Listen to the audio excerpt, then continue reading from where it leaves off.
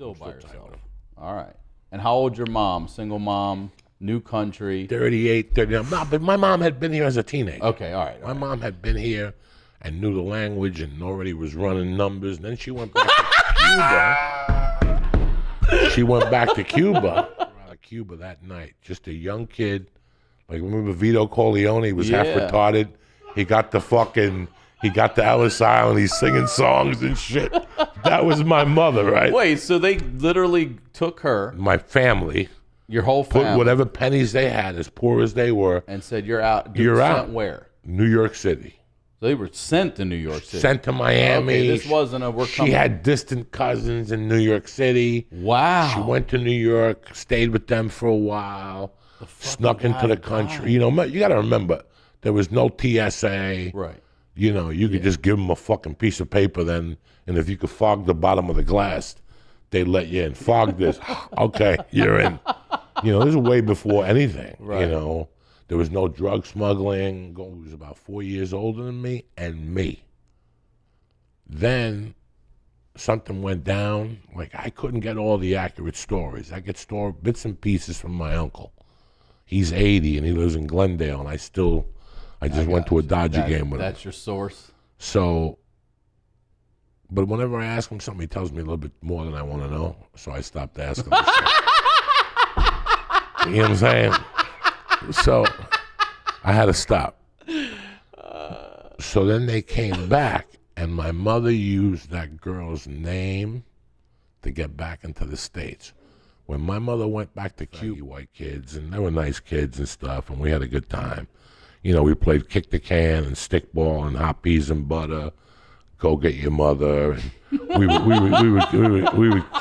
You ever play hot peas and butter? Go get your mother. No. That's when you hide a belt with a metal buckle.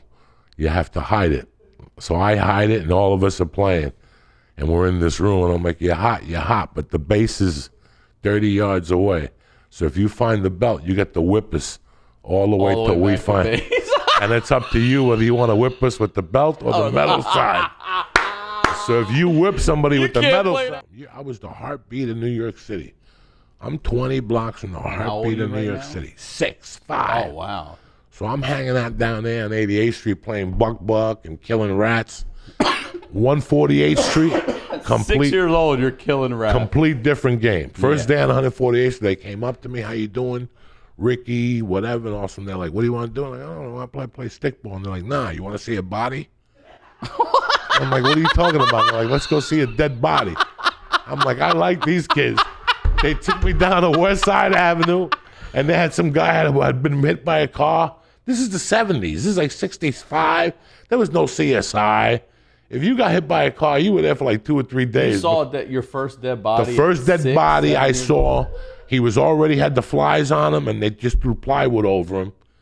And he was starting to stink like from 10 feet away. Like he had just been there maybe like these kids were, he was right by the Hudson River. And we would walk down to the Hudson River. And then finally 2 days later we went down and there was a crime scene, obviously. Some fucking, you know, in those days people didn't jog. It's not like today that there's jogging. Yeah, I can kill you. I can kill you and drop you on a 170. They'd never find you. Today, these fucking joggers, they're out there looking around. And they always find bodies, joggers. It's not like they find like a $20 bill. You never seen a jogger go, I found an envelope full of money. They always find some lady beat up and raped. What the fuck kind of morning is that?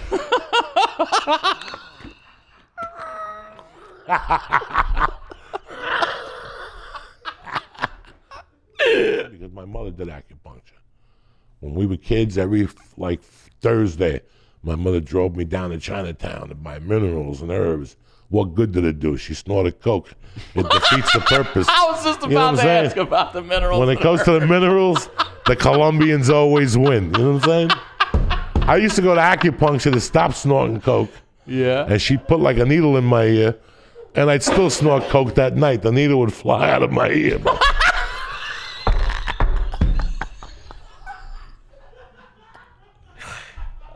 Crying all night. And then my mother came home at 3, and when I got up that morning, my mother went to give me Tita was asleep on the couch, And my mother was in the room, like making eggs, getting the emulsive of cod ready. And here I am sharpening a knife. Like, I was that crazy at that age. Like, I was sharpening a knife. And my mom was like, what's going on with you? Well, let me tell you. And my poor mother, God rest her soul. My poor mother, she's hungover. She probably did a gram of blow the night before and 30. I was all my $20. I'm going to stab this bitch.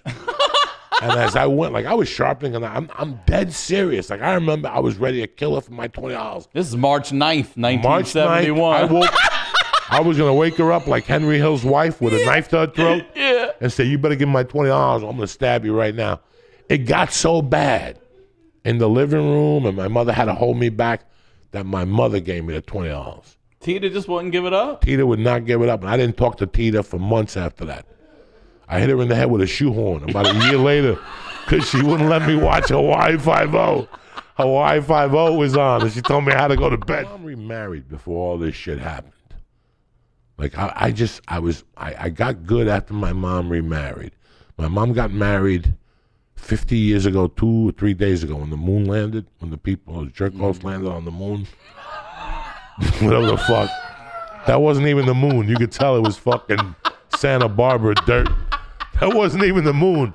And I'm not even a conspiracy theory. There's no way that was the moon. That looked like Yankee Stadium with dirt on the floor. I knew the neighbor was at work. So I said, I told you my mother's not home.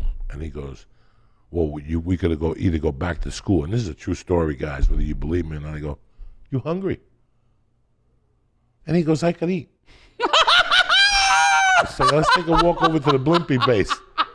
Do you know I bought this motherfucker a Blimpie and he let me go? In 1969, that's I bought this guy a Blimpie and he goes, all right, we can't walk out of here together. Walk out, you make a left and I'll make a right. And that was it. I never saw the truant officer no more. So I kept playing hooky because they would call the house and my mom wouldn't answer the phone. I liked school, but I didn't like that 12 to 3 session. Suck my dick. We only need 9 to 12 and I'm good. That 12 to 3, it don't work for me. You know what I'm saying? It's nice out. You want to sit me in a classroom like I'm fucking a prisoner of war. You know what I'm saying? So one day I go to Central Park. I had a lunchbox. My mother gave me a lunchbox. They made me bring a lunchbox. Like a Beatles or something. I fucking hated a lunchbox. They had you ever have like white kids, you motherfuckers get like a sandwich and an apple and like a napkin and like a pudding. Not Spanish people. We get like Cuban soup in a thermos, cologne, a sandwich, rosary beads, a candle of light while we're eating, a napkin, Spanish music. They fit a radio in there. They do everything. Like it weighs 80 pounds. Like if I flew United with that thing, they charge me a yardstick with a little Beetle lunchbox. So I figured if I told my mother I lost it, she wouldn't get me another lunchbox. So I went to Central Park to throw it in the lake. And as I went to get to the lake, these 3 little Irish kids came up to me like, what's in the lunchbox? And I would have gave it to them, but I was like, you're not taking it. And they're like, we want the lunchbox. So I hit one of the kids with the lunchbox. It opened up, and I'm fighting the 3 kids. I'm getting my ass kicked. I'm 6'5". I don't know what I'm doing. And the kid hits me in the head with a thermos. Remember those metal thermoses with the glass inside? That one. And it hit me in the head, and I touched my hand. I had blood all over it. And I fucking ran home. And they couldn't take me to the hospital because my mother was in the bar in Jersey. So what they did was they sent me to the hospital, and they had to wait for my mom to get the consent form, and then they stitched me up. Do you know when my mom found out I played hooky, after they stitched me up, she beat me at the hospital. Like she was just beating me at the hospital. Then another time. You're in the right spot. Let me tell you how she told me I'm in the mafia at 6. I don't say nothing to nobody. I don't say nothing. Christmas Eve, I put it in bucket. It's good for something will happen. Something will happen. By fucking February, I'm walking around with like a tumor. Like my ear got big. They couldn't figure out what it was. And here's my mother coming home every night at 3, exhausted because my mother fucking worked. Let's get one thing straight. My mother was a functioning alcoholic.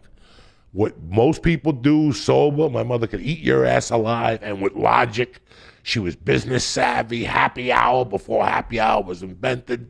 Just a fucking animal of a woman. What are we talking about? Oh. Your ears. So my mom would, I'm allowed to play in front of the house. I was an arsonist. I used to light things on fire and then piss on them to turn them off. And then one day I didn't have enough piss. Turn it off. And one day I didn't have enough piss, and the building next to me went on fire. Nah. Oh yes, I did. Set a building on fire. 205. Well, the back of it, not the whole building, didn't burn on fire. Just the entrance to the back. Okay, that's all. It was like a stairs to the bottom. Yeah. And I would take newspapers, and I would light them on fire and then pee. And then one day I showed my friends. I go, "Come here, I got a trick." And I threw a bunch of newspapers down there and lit it on fire. And I started peeing. The fire got bigger and bigger. Now, I lived on 205 West 88 A Street on apartment 3A. And I didn't. My living room had a view of 88th Street from Broadway. But my bedroom did not have that. I had a view to a parking garage lot that was empty. So people would play stickball and they would play tag in that yard. So I would take pennies and throw them out the window, and people go, "Who's throwing pennies?" You know what I'm saying? You walk up the stairs and you knock on people's door. They refuse to do that. They shook down business owners. They go to business. 6 of us would walk into a business and go, "Trick or treat." If that motherfucker didn't put a quarter in each of our baskets, like we didn't accept candy. Like those kids.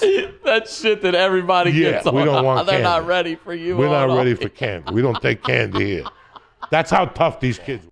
When bookies came in with mistresses, I would go over and talk to them and like throw hints that I was going to talk about the wife. And I would talk to them. Break you off a little something. Yeah, until they were like, "What's it going to take for you to leave? Give me $5." What's it gonna take for you to leave? Or a James Bond knife.